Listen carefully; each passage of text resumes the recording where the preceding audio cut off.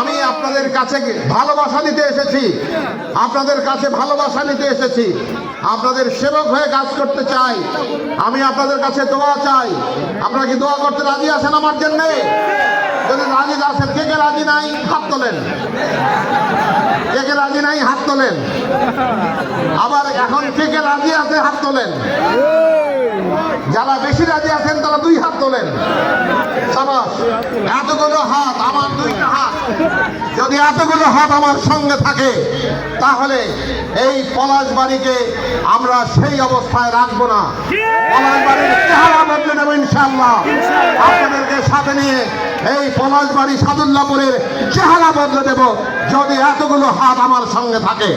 আমি তো ওয়াদা করছি, আমার শরীরে 1 বিন্দু হারাম রক্ত প্রবাহিত নয়। আমি তো আপনাদের সামনে ওয়াদা করেছি, মসজিদের একই কথা উচ্চারণ করেছি, আমি কোন রকম অপকর্ম, অন্যায়, অসত্যের মধ্যে কখনো পা বাড়াবো না। আপনাদের আমানত কখনো খেয়ানত করব না এবং আপনাদের জন্য যা কিছু সরকারি বরাদ্দ সব যথাযথভাবে ব্যয়িত হবে। এবং আমি আশা করি আমরা যদি সবাই মিলিতভাবে কাজ করি তাহলে জনগণকে সাথে নিয়ে আমরা পলাশবাড়ির চেহারা বদলে দিতে পারবো।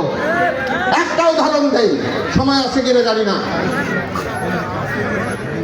এই মা বোনেরা ঘরের মধ্যে বসে থেকে সারা জীবন ভাগ ভাগ করে চলে গেল। ওরা যদি